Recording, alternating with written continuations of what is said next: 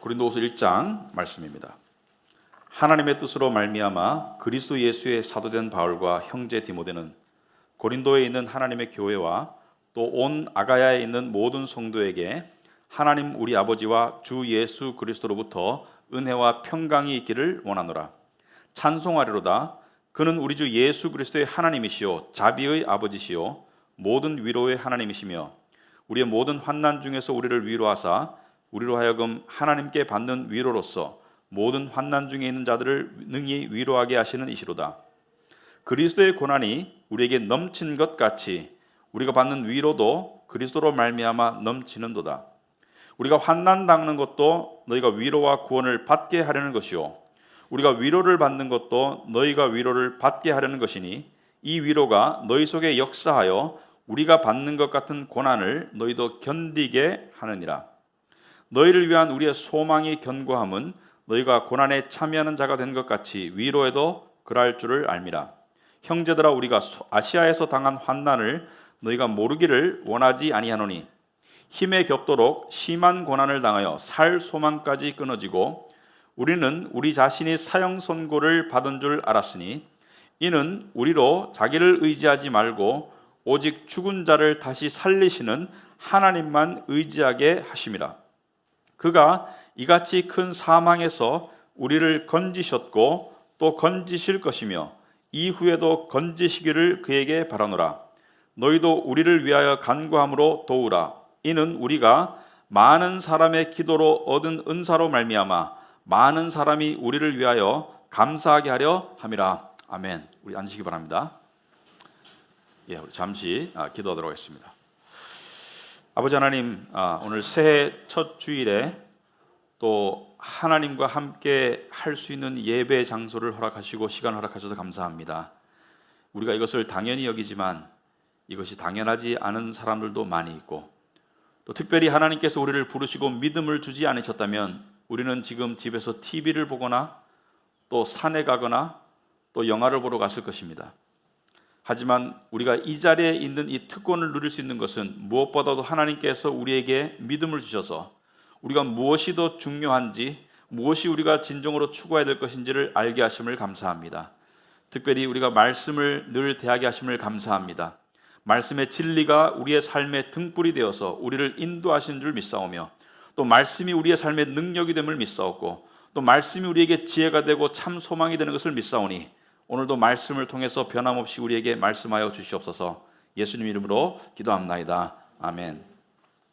이 고린도후서 우리 말씀을 가지고 공부할 텐데요. 특별히 이 말씀을 올해 선택한 것은 세상 사람들이 어렵다 힘들다 하는 이 시간과 상황 속에서 우리는 하나님의 주시는 능력과 위로를 통해서 더 강해질 수 있다고 확신하고 믿기 때문입니다. 그래서 우리가 고린도후서 가지고 몇 달 동안 은혜를 나눌 텐데, 여러분 신약 성경이 27권이죠. 구약이 39권이고 27권의 신약 성경 중에 약 13개가 사도 바울이 쓴 것으로 확신되고요.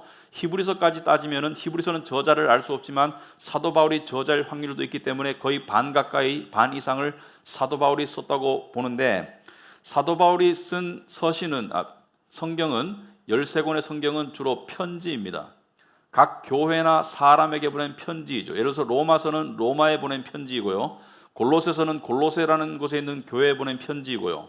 예를 들어서 오늘 같은 고린도서는 고린도에 있는 교회에게 보낸 편지이고요. 또 디모데서나 빌레몬서 같은 경우는 사람에게 쓰여진 편지입니다. 비록 사람이 썼지만 하나님의 감동으로 쓰여진 편지입니다. 그러므로 하나님께서 바울을 통해서 쓰신 편지라고 볼 수 있고 또 하나님의 말씀이라고 우리가 볼 때, 여러분 디모데후서 3장 16절에 모든 성경은 하나님의 감동으로 되었다고 되어 있습니다. 무슨 말이냐면은 사람이 썼지만 성령의 감동을 통해서 성령의 이 입김을 통해서 쓰여졌기 때문에 하나님이 사람을 통해서 쓰셨다, 이렇게 보면 되겠습니다. 그래서 성경은 그 원어상으로, 성경은 오류가 없으며 성경은 그 원어상으로 절대 잘못이 없고 틀림이 없는 것이다, 그렇게 보면 되겠습니다. 그래서 오늘 우리 고린도후서를 통해서 앞으로 우리가 몇 달 동안 두 가지를 우리가 핵심적으로 살펴보기를 원합니다. 첫째는 고난과 힘듦 속에서 주어지는 역사하시는 성령의 능력을 우리가 더 깨닫고 체험하기를 원합니다. 여러분, 머리로 아는 것과 마음으로 체험하는 것은 다르죠. 그래서 머리로 먼저 알아야 체험이 되기 때문에 머리로 아는 것은 중요하지만 머리로 아는 것에만 그치는 것이 아니라 우리의 삶 가운데 체험하기를 원하고요. 또 둘째로 고난 속에서 주어지는 하나님의 위로를 체험하기를 원합니다. 그래서 고린도후서의 중요 주제는 이 성령의 능력과 하나님의 위로라는 것을 기억하시고 오늘 이제 1절부터 보도록 하겠습니다. 1절에 하나님의 뜻으로 말미암아 그리스도 예수의 사도된 바울과 형제 디모데는 고린도에 있는 하나님의 교회와 온 아가야에 있는 모든 성도에게 하나님 우리 아버지와 주 예수 그리스도로부터 은혜와 평강이 있기를 원하노라. 여러분, 이 바울의 신약 서신을 읽으면 이 말씀은 아주 상투적인 인사죠. 그래서 여러분들이 이 말씀을 읽을 때 그냥 이제 인사말이니까 본론으로 들어가야지 이럴 때가 많을 것입니다. 인사말이니까 이제 본론으로 들어가자. 그런데 이 상투적인 인사말을 그냥 상투적으로 넘겨서는 안 됩니다. 왜냐하면 이 항상 서두에 나오는 이 인사말 속에 아주 중요한 핵심적인 진리가 들어있기 때문이에요. 적어도 두 가지 아주 중요한 핵심적인 진리가 들어있습니다. 무엇이냐? 사도 바울이 자기를 바라보는 시각이 들어있습니다. 사도 바울이 나는 누구냐? 여러분, 우리는요 알게 모르게 나는 누구냐를 매일매일 묻습니다. 나는 누구냐? 나는 누구냐 속에는 나는 나의 정체성, 나는 학생이다, 나는 1등이다, 나는 꼴찌다, 나는 어느 직장에 다닌다, 나는 연봉이 얼마다, 나는 키가 얼마다, 나는 나이가 얼마다, 나는 재산이 얼마다. 그러니까 나라는 존재의 신분을 우리는 매일매일 확인해요. 왜 그렇습니까? 왜 우리는 우리의 신분을 매일매일 확인할까요? 왜냐하면 우리의 신분이라는 것은 우리가 붙잡고 있는 의지하는 동아줄과 같은 것이죠. 그러니까 세상이 우리를 한없이 흔들 때 우리의 신분은 우리가 붙잡을 수 있는 뭔가 의지할 수 있는 밧줄과 같은 것이에요. 그래서 나는 잘 나가는 사람이다, 나는 세상적으로 성공한 사람이다, 그런 사람들은 자기가 더 강한 밧줄을 붙잡고 있다고 생각하며 살아가는 거예요. 그래서 그 밧줄 속에서 자신감을 얻으려고 하는데, 여러분, 우리는요, 우리 그리스도인은 우리가 누구냐를 완전히 다른 시각에서 바라봐야 됩니다. 세상은 우리로 하여금 우리가 누구냐를 세상적인 기준에서, 세상적인 신분에서 계속 바라보기를 원하지만, 그리스도인은 사도 바울처럼 자기 자신을 바라보는 이 시각이 완전히 달라야 합니다. 어떻게 달라야 하느냐? 위로부터 바라보는 시각을 가져야 돼요. 여러분, 사도 바울은요 사실은 세상적으로 지금은 엄청나게 고생을 하고 있지만은 예수 믿고 난 다음에, 예수 믿기 전에 사도 바울, 현재도 사도 바울은 세상적으로 내세울 게 많은 사람이었어요. 이 명문가 집안의 출신이고 바리새인입니다. 오늘날로 말하면은 이 명문가 집안의 출신이고 혈통이에요. 그 다음에 아주 유명한 선생님에게 공부를 한 아주 학식과 이 덕식이 아주 풍부한 그런 사람이었어요. 더군다나 이 시대의 로마 시민권자는 함부로 건들 수 없는 로마 시민권자였습니다. 유대인으로서 특권층이었습니다. 하지만 사도 바울은 한 번도 나는 로마 시민이라는 것을 앞세우거나 나는 가말리엘에게 수학을 한 나는 아주 학식이 높은 사람이라는 학식을 자랑하거나 자기의 신분을 바리새인이라고 소개하는 적이 없었어요. 오늘 뭐라고 소개합니까? 하나님의 뜻으로 말미암아 그리스도 예수의 사도가 된 바울이라고 얘기했습니다. 그리고 이 바울은 하나님의 교회, 고린도 교회와 온 아가야, 이 그리스 남쪽에 있는 아가야 지방, 고린도라는 도시와 그 주변에 있는 모든 성도에게, 여러분, 성도는 무엇입니까? 하나님께서 세상으로부터 구별해낸 자들이 성도입니다. 그러니까 성도는 거룩하신 하나님께서 세상의 많은 사람들 중에 이들은 특별히 나의 소유라고 구별해낸 자들이 성도입니다. 그러면 그 구별은 누가 했나? 사도 바울이 사도가 된 것은 누가 했나? 여기 보면은 제일 첫 마디가 하나님의 뜻으로 말미암아 이렇게 말하고 있습니다. 하나님의 뜻으로 말미암아 그리스도 예수의 사도된 바울은 이렇게 말하고 있습니다. 무슨 말이냐면은 두 가지를 말씀드리고 싶은데요. 첫째는 정체성의 결정 요인과 정체성의 의미를 말씀드리겠습니다. 정체성의 결정 요인이라는 것은 여러분, 우리는 선택과 결정을 할 수 있는 존재들입니다. 우리는 무엇을 먹을지, 우리는 무엇을 입을지, 어느 직장에 입사 원서를 낼지 어느 정도 선택과 결정을 할 수 있어요. 하지만 우리의 정체성을 결정하는 가장 근본적이고 가장 중요한 모든 것들은 결정되어지는 것이지 여러분이 결정하는 것이 아닙니다. 예를 들어서 여러분은 여러분의 부모를 선택한 적이 없습니다. 여러분이 황인종으로 태어날 것을 선택한 적이 없습니다. 여러분이 20세기에 출생할 것을 선택한 적이 없고요. 여러분이 가지고 있는 여러분의 정체성의 상당한 부분들, 여러분의 외모와 여러분의 기질 같은 것, 그런 것들 여러분이 선택한 적이 없고 모두가 선택되어져서 나왔어요. 마찬가지로 인간이 가질 수 있는 가장 고귀한 신분, 하나님의 자녀인가 아니면 하나님의 자녀가 아닌가라는 가장 중요한 신분은 우리가 선택하는 것이 아니라 선택되어진다는 것을 이야기하고 있습니다. 여기서 말해서 하나님의 뜻으로 말미암아 됐다는 것은 하나님이 선택하시고 하나님의 뜻에 의해서 부름을 받았다는 것을 이야기하고 있어요. 여러분, 사도 바울은요, 사도가 되고자 하는 마음을 가진 적이 없습니다. 사도가 되기 위해서 노력한 적도 없고요, 심지어 크리스찬이 되고 싶어하는 마음도 없었습니다. 여러분, 사도 바울은요, 하나님에 의해서 억지로 크리스찬이 되었어요. 왜냐하면 사도 바울은 크리스찬이 되고 싶지 않았을 뿐만이 아니라 유대교인으로서 크리스찬을 미워했어요. 얼마나 미워했냐면 그들을 잡아서 옥에 가두고 심지어 죽이려고 했었어요. 그러다가 하나님께서 그를 다메섹으로 가는 그를 부르셔서 그를 그리스도인이 되게 하셨고 이제 사도로 부르셨다. 사도는 뭐예요? 예수님께로부터 보냄을 받은 자가 사도입니다. 세상에 복음을 전하기 위해서 보냄을 받은 자가 사도예요. 스스로 사도가 된 것이 아닙니다. 스스로 그리스도인이 된 게 아닙니다. 물론 우리에게도 적용되는 말씀입니다. 여러분이 교회를 나가기로 결심하고 예수를 믿기로 결단하는 순간이 있었겠지만 더 깊이 더 크게 바라보면 하나님의 부르심이 선행하는 거예요. 하나님의 선행하시는 부르심과 택하심 때문에 여러분이 교회를 나오게 되었고 여러분이 예수를 믿게 된 것입니다. 어떤 사람이 이렇게 말해요. 그러면 내가 하나님을 믿으려고 원해도 소용이 없겠네. 하나님이 택하지 않았으면 소용이 없겠네. 그렇게 말하는 것은 지혜가 아닙니다. 인간의 입장에서 보면은 내가 예수를 믿기를 원하는 사람을 하나님이 거부하시는 적이 없습니다. 주 예수를 믿으라 그리하면 너와 내 집이 구원을 얻을 것이라고 말씀했었고요. 하나님께서는 모든 사람이 구원에 이르기를 원하신다고 말씀하신 하나님께서 예수를 믿기를 원하는 사람을 거부하지 않습니다.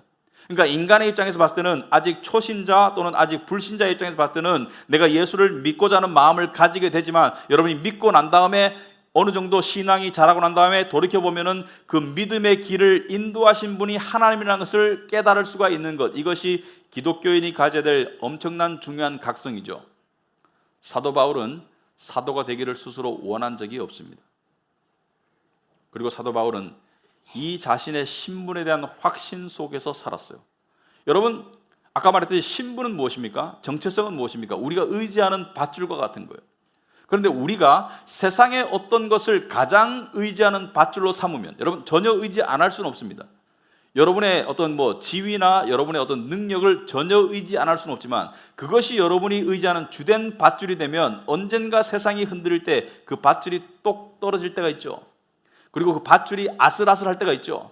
밧줄이 썩어갈 때가 있죠. 그럴 때 불안하고 그럴 때 불편하죠.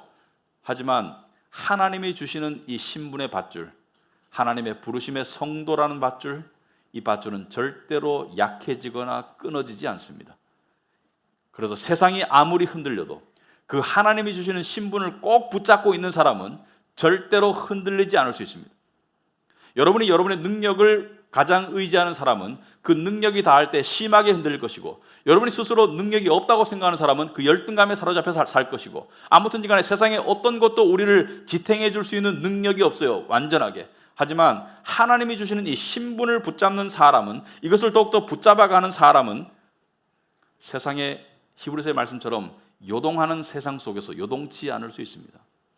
이게 성령의 능력입니다, 여러분.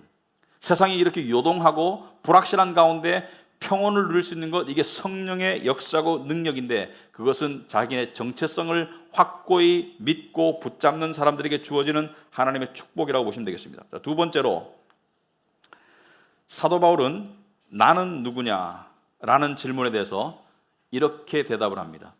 갈라디아서 2장 20절 보니까 사도 바울은 내가 그리스도와 함께 십자가에 못 박혔다, 이 사도 바울이 자기를 바라보는 시각이에요. 여기서 말하는 나는 세상에 속한 나를 말합니다. 그런즉 이제는 내가 사는 것이 아니요 오직 내 안에 그리스도께서 사시는 것이라.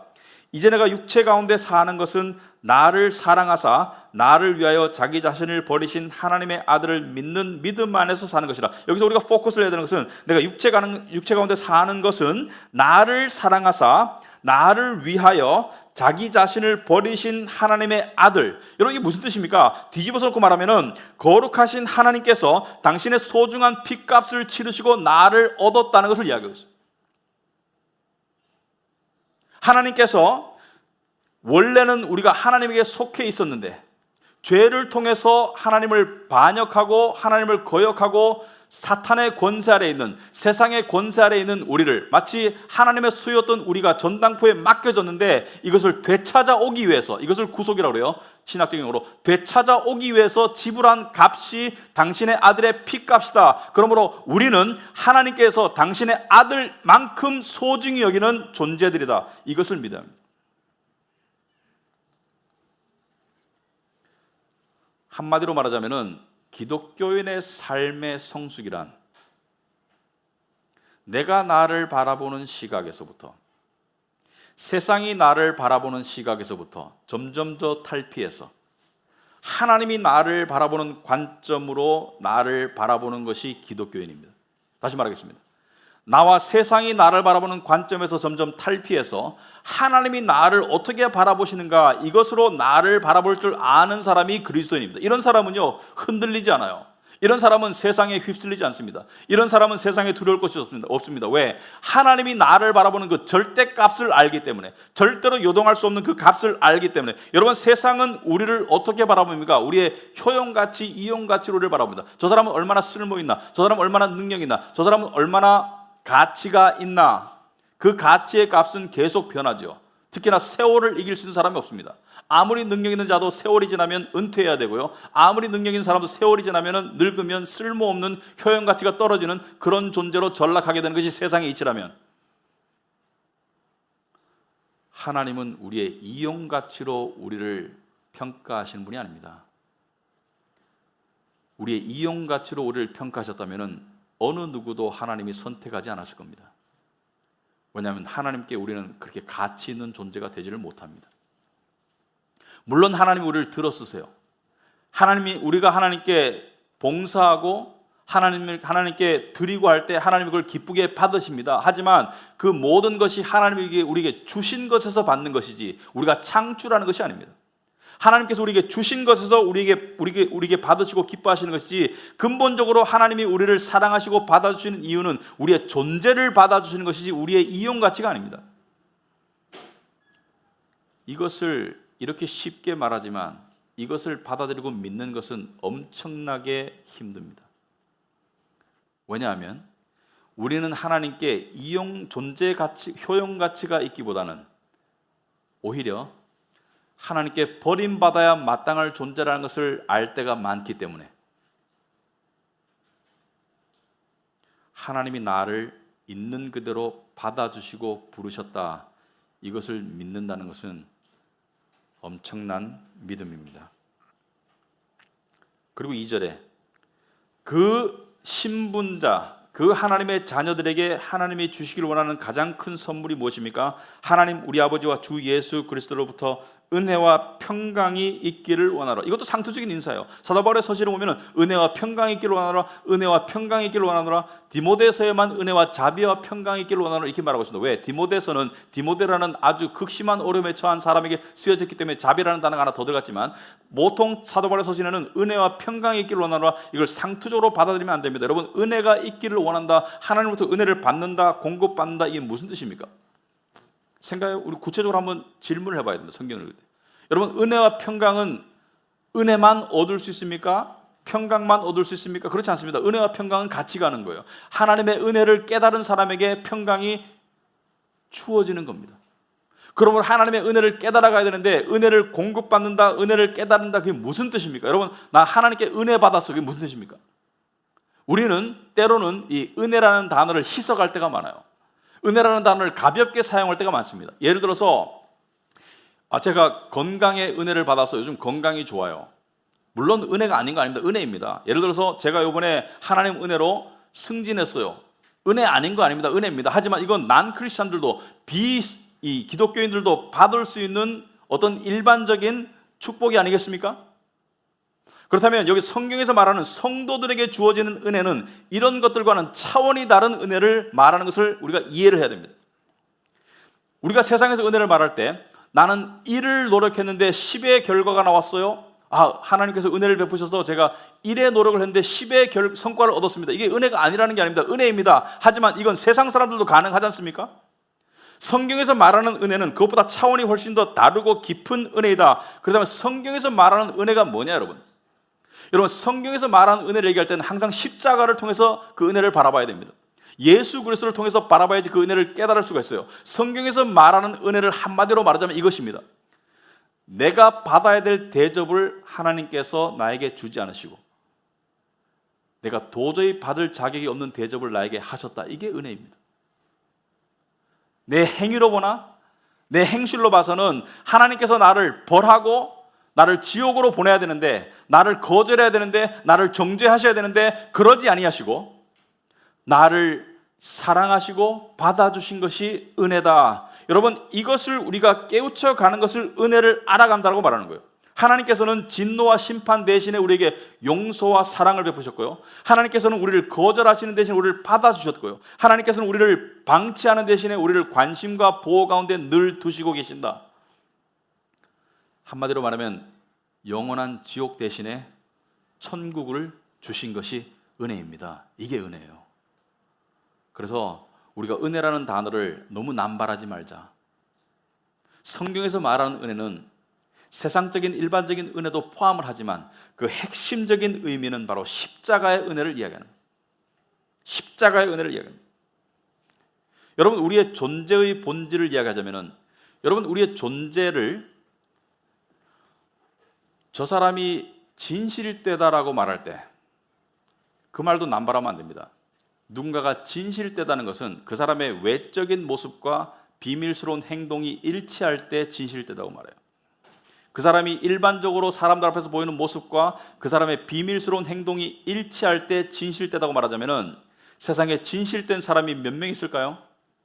세상에 진실된 사람은 없습니다. 엄밀히 말해서 외적인 행동과 비밀스러운 행동이 일치하는 사람이 없어요. 우리 안에는 죄의 본성을 가지고 있습니다. 우리를 냄새에 비유하자면 엄청나게 악취가 나는 존재들이에요. 미안할 거 없습니다. 참 진실이니까. 여러분, 제가 옛날에 잼버리라는 단어 아십니까? 잼버리가 보이스카우트, 걸스카우트 세계 모임 축제가 잼버리입니다. 20여 년 전에 우리나라 강원도에서 고성에서 잼버리 축제가 있었어요. 제가 그때 김포공항, 그때는 인천공항이 없었죠. 김포공항에서 세계 각국에서 오는 청소년들, 남녀 청소년들을 제가 맞이하는 그런 역할을 했었습니다. 회사 다니면서 그런 역할을 하게 했었어요. 그런데 그때 사람들이 공항에서 입국하면 제가 그냥 반가운 사람이 있고 눈살이 저절로 찌푸려지는 사람들이 있어요. 왜 그러냐면은 그때는 동유럽, 서유럽이 이 경계가 분명했는데, 같은 유럽 사람도 서유럽 사람은 오면은 향수 냄새가 나고 동유럽 사람들이 들어오면은 역겨운 냄새가 나는 거예요. 샤워를 안 해서. 여러분, 그 냄새가 몸에 배긴다는 말 저는 안 믿었거든요. 옷 갈아입으면 되지, 냄새가 배기면. 샤워하면 되지. 그런데 옷 갈아입고 샤워해도 냄새가 진짜 배겨요. 이제 사흘을 가더라고요. 그런데 아프리카에서 사람들이 오잖아요. 한 10m 밖에서부터 냄새가 진동해요. 근데 이 사람들한테 둘러싸여 있으면 기절할 것 같아. 냄새 때문에. 정말 기절할 것 같아. 와, 그냥 도망가고 싶어요. 여러분, 우리를 악취에 비유하자면 우리는 냄새가 엄청나게 나는 그런 악취가 나는 그런 존재들인데, 하나님께서 우리를 안아주시고 우리를 완전히 씻어주시고 그리고 그리스도의 의로 옷 입혀주시고 그게 하나님의 은혜입니다. 우리의 행위에 따라 우리를 받아주시고 안 받아주시고 하는 게 아니라는 것을 기억하기 바랍니다. 탕자는 엄청나게 죄를 저지르고 살았지만 돌아왔을 때 아버지가 와락 안아주셨거든요. 그게 우리를 향한 하나님의 받아주심의 은혜입니다. 여러분, 그 은혜를 깨우쳐가는 사람이 하나님의 평강을 맛보는 거예요. 그래서 은혜와 평강이 너에게 있을지어다, 이건 상투적인 말이 아닙니다. 우리는 두 가지를 깨달아야 됩니다. 진실과 진리를 깨달아야 됩니다. 진실은 무엇이냐? 우리가 엄청나게 냄새가 나는 존재라는 것을 깨달아야 돼요. 그게 진실입니다. 진리는 무엇입니까? 그럼에도 불구하고 하나님께서 우리를 안아주신다, 받아주신다, 그게 진리예요. 우리가 엄청나게 냄새가 나지만 하나님께서 우리를 안아주시고 받아주시는 은혜를 베푸신다, 그게 진리입니다. 그리고 특별히 우리가 고난 가운데, 우리가 슬픔 가운데, 우리가 고독 가운데 있을 때 하나님께서 베푸시는 은혜를 위로라고 합니다. 위로는 고난 가운데 있는 자들에게 베푸시는 하나님의 은혜를 위로라고 합니다. 그래서 3절에 보니까 찬송하리로다. 그는 우리 주 예수 그리스도의 하나님이시요 자비의 아버지시요 모든 위로의 하나님이시며 우리의 모든 환난 중에서 우리를 위로하사, 여기 보면 환난 중에서 우리를 위로한다. 그러니까 고난과 환난 가운데 있을 때 우리에게 베푸시는 하나님의 은혜가 위로인데, 하나님은 모든 위로의 하나님이라는 것은 하나님이 위로할 수 없는 상황과 처지는 없다는 것을 의미합니다.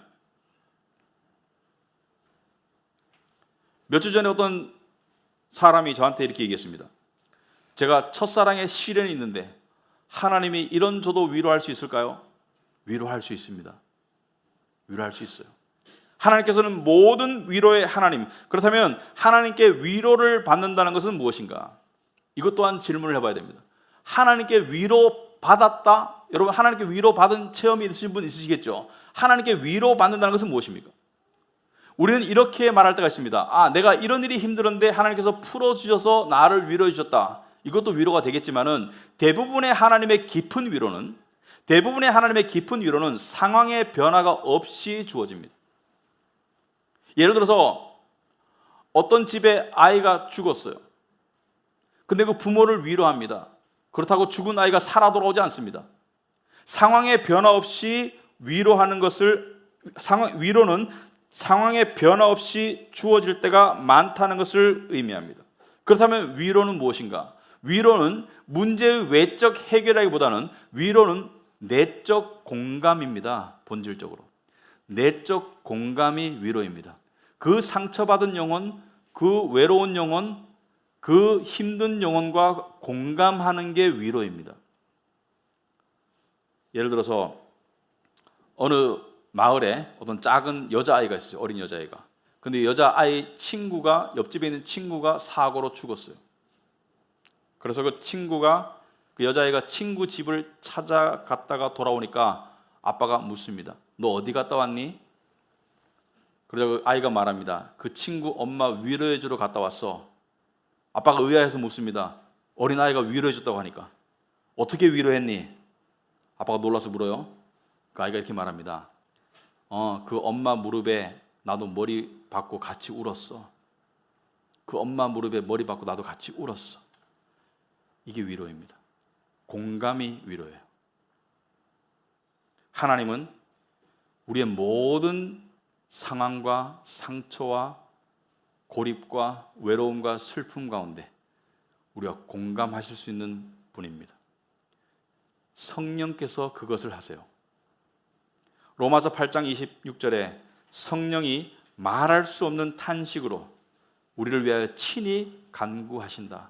말할 수 없는 탄식은 무엇입니까? 우리 스스로도 표현할 수 없는 우리의 내적인 상태, 우리의 내적인 아픔, 내적인 외로움, 내적인 힘듦을 성령께서 알아채시고 공감하시고 하나님께 대신 간구해 주신다. 여러분, 사실요, 믿는 자들에게, 안 믿는 자들도 마찬가지입니다. 믿는 자들에게, 사람에게요, 아무리 힘든 일이 있을지라도 그 힘든 상황에 처한 그 사람을 100% 공감할 수 있는 누군가가 있으면 그 사람은 그 상황을 이길 수가 있어요.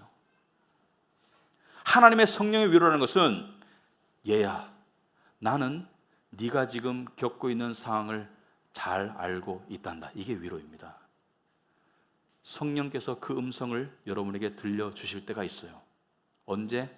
특별히 하나님 앞에 탄식할 때, 하나님 앞에서 뭐라고 표현해야 될지 모르겠지만 하나님 앞에 내 마음을 쏟아놓을 때 성령께서 우리 안에 들어오셔서 위로하십니다. 나는 네가 겪고 있는 일과 너의 상처를 잘 알고 있단다. 이게 위로입니다. 여러분, 교회 안에요, 여성들과 남성들이 있는데 교회 안에 남자가 많습니까? 여자가 많습니까? 여자가 많아요.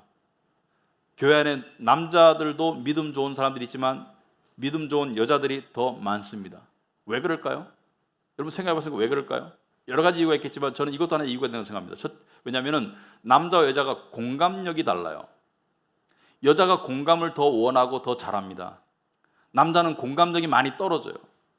예를 들어서 어느 집에 이 남편과 아내가 있는데 이 남편이 이 아내를 좀 이렇게 등한시했어요. 회사 일이 바빠서 뭐든 간에 등한시했어요. 아이들도 등한시했어요. 그래서 여자가 상처받았어요.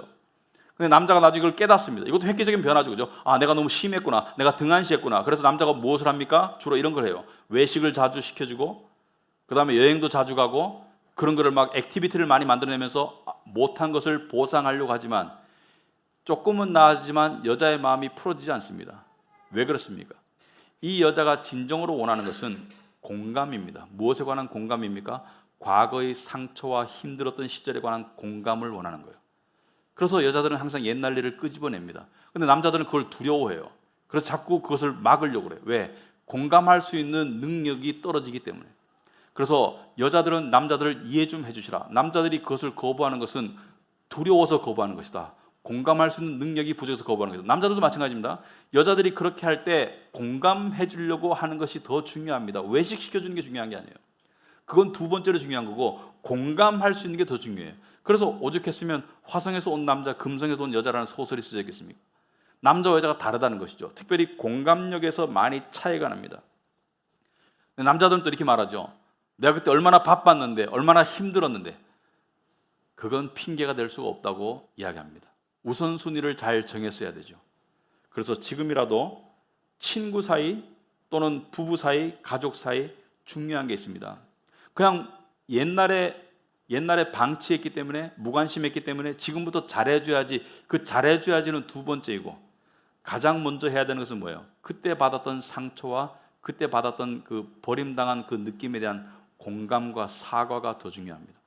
그 공감과 사과가 되고 난 다음에 외식도 재미가 있고 여행도 재미가 있는 것이지, 그거 없으면은 사실 힘들어요. 근데 아무튼 간에 위로라는 것은 공감입니다. 그런데 이 위로의 능력이 대단한 게요, 위로는 고난을 이길 수 있게 해줍니다. 사도 바울은 이것을 체험했어요. 사도 바울은요, 얼마나 고난을 겪었냐면은 8절에 보니까, 형제들아, 우리가 아시아에서 당한 환난을 너희가 모르기를 원하지 아니하노니 힘에 겹도록 심한 고난을 당하여 살 소망까지 끊어지고 우리는 우리 자신이 사형 선고를 받은 줄 알았으니. 이게 둘 중에 하나죠. 엄살 아니면 진실이겠죠. 근데 엄살은 아닌 것 같아요. 성경 말씀이니까. 진실이라고 본다면은 어떤 환난을 받았길래 정말 사형 선고를 받은 것 같이 살 소망이 끊었다고 말하는가? 사도 바울은 잠 못 자고 못 먹고 두드려 맞고 여러 가지 도망 다니고 여러 가지 핍박과 환난과 고난 가운데 있었는데 너무 힘들었어요. 그런데 이 힘듦 속에서 하나님의 위로를 엄청나게 체험했어요. 그리고 위로를 통해서 고난을 이겼습니다. 오늘 본문에 보시면은 6절에 마지막에 보시면은 이 위로가 너희 속에 역사하여 우리가 받는 것 같은 고난을 너희도 견디게 하느니라. 여러분, 위로를 받으면 고난을 견딜 수 있습니다. 고난을 견딘다는 것은 세상 사람들도 고난의 시간을 견뎌나가지만 세상 사람들은 고난을 통해서 망가져가지만 우리 그리스도인은 고난을 통해서 어떻게 돼갑니까? 고난 가운데 성화되어 가는 거예요. 고난 가운데도 주님을 닮아가는 거예요. 그걸 위로를 통해서 힘을 공급받은 사도 바울이 이야기하는 거예요. 엄청나게 고난을 받았지만 그 고난을 통해서 나는, 하나님이 주신 위로를 통해서 나는 고난을 이겼다는 것을 이야기하고 있습니다. 그리고 또 중요하게 사도 바울은 9절에 마지막 쪽에 보시면은, 이는 우리로 자기를 의지하지 말고 오직 죽은 자를 다시 살리시는 하나님만 의지하게 하려 합니다. 여러분, 환난과 고난은요, 그리스도인에게 반드시 필요합니다. 왜냐하면은 여러분, 배부른 사람이 음식을 원하지 않습니다. 배부른 사람은 배고픔에서 충만해지는 것을 느끼지를 못해요. 세상적으로 잘 나가는 삶만 있으면은 하나님의 위로를 얻을 이유가 없겠죠. 세상적으로 일이 잘 풀리고 모든 것이 내 원하는 대로 되고 성공하고 그렇게 되는 사람이 하나님을 찾겠습니까? 하나님의 위로를 구하겠습니까? 그러므로 환난과 고난은 하나님의 위로라는 더 큰 선물을 만나게 해주는 학교예요. 환난과 고난과 슬픔은 하나님의 더 큰 값어치 있는 위로를 만나게 해주는 학교이기 때문에 환난과 고난은 축복의 통로이기도 합니다. 그래서 크리스찬은 삶을 살면서 시각이 바뀌어야 돼요. 하나님이 나를 사랑하시기 때문에, 하나님이 나를 위로하실 것이기 때문에, 하나님이 나를 버리지 않기 때문에 나에게 주어지는 모든 상황은 하나님을 깨우쳐가는 하나의 통로에 불과하다. 그러므로 모든 환난과 고난은 하나님을 알아가는, 하나님의 은혜와 위로를 체험해가는 통로입니다. 환난과 고난 없이 위로를 원하지 않습니다. 그런데 환난과 고난을 낭비하지 마세요. 환난과 고난을 통해서 하나님께 더욱더 가까이 가라는 거예요. 하나님을 더욱더 갈망하라는 것입니다. 하나님의 위로를 더욱더 원하라는 거예요. 그런데 우리는 이런 의심을 하게 됩니다. 어떤 고난과 환난은 우리의 잘못된 결정 때문일 수도 있습니다. 어떤 고난과 환난은 우리의 죄 때문일 수도 있고요. 어떤 고난과 환난은 우리의 무지함 때문일 수도 있고 우리의 미련함 때문일 수도 있어요. 그럴 때 우리는 이렇게 말합니다. 이래도 하나님이 나를 위로하실까? 이건 내 탓인데, 내 탓이요, 내 탓인데. 탕자를 기억하세요. 탕자가 가서 망가지고 술과 여자로 탕진한 것이 누구 탓입니까? 탕자의 탓이죠. 아버지의 탓이지 아니지 않습니까? 그런데 탕자가 돌아왔을 때 아버지가 이렇게 말합니까? 네 탓이기 때문에 그냥 꺼져라. 네 탓이기 때문에 나는 너를 위로하지 않는다. 이렇게 말합니까? 아니죠. 안아주고 위로하지 않습니까? 하나님의 은혜와 위로는 무조건적으로 무한히 주어집니다. 그런데 우리 이걸 잘 못 믿어요. 왜 그렇습니까? 상식적으로 생각할 때, 논리적으로 생각할 때 말이 안 되거든요. 내가 위로받을 자격이 없는데, 내가 하나님의 은혜를 받을 자격이 없는데 왜 하나님은 나를 계속 위로하시고 계속 받아주시는가? 아하, 모든 의무는 십자가를 통해서 풀어야 합니다. 아주 먼 옛날 2000년 전에 하나님의 사랑과 위로를 당연히 받아야 될 분이 철저하게 외면당한 적이 있습니다. 겟세마네 동산에서 예수님께서 너무 고민이 되어서 죽을 것 같았어요. 그분의 인성이 너무 고민이 돼서 죽을 것 같았어요. 제자들에게 말합니다. 내 마음이 매우 고민하여 죽을 것 같다. 그래서 제자들 보고 기다리라고 하나님께, 아버지께 기도합니다. 아버지여, 이 잔을 내게서 옮겨 주옵소서. 이 잔을 내게서 옮겨달라는 건 뭐예요? 위로해달라는 거예요. 이 잔을 내게서 옮겨 주옵소서라고 기도했는데 아버지가 옮겨 줬습니까? 아버지가 대답했습니까? 아버지가 위로했습니까? 아니요. 옮겨주지도 않았고 응답도 안 하고 아버지가 아무 말씀도 안 하셨어요. 철저하게 외면했습니다. 그리고 또 한 번, 그 다음 날 십자가에서 버둥버둥거리면서 예수님께서는 위로는커녕 철저하게 버림을 당하셨죠. 나의 하나님, 나의 하나님, 어찌하여 나를 버리셨나이까? 어찌하여 나를 버리셨나이까? 이게 복음의 역설적인 은혜입니다.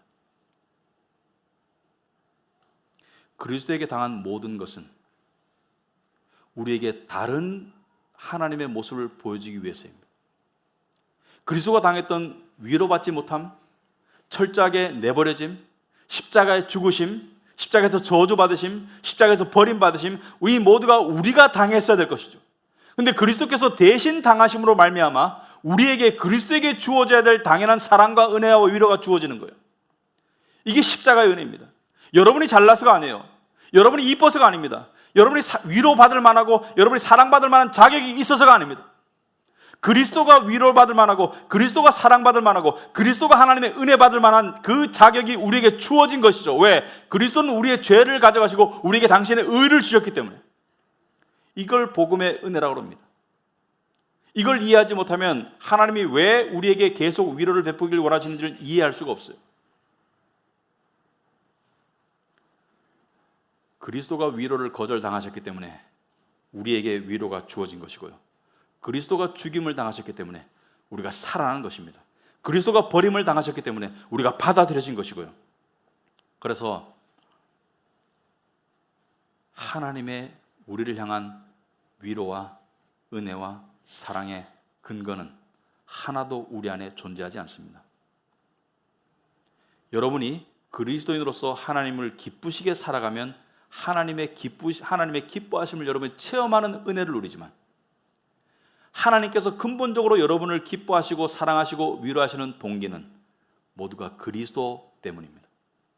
그리스도께서 철저하게 우리의 입장에서 우리를 대신해서 버림받으시고 대신 죽으셨기 때문에 그리스도에게 주어지는 모든 은혜와 사랑과 위로가 우리의 것이 된 것입니다.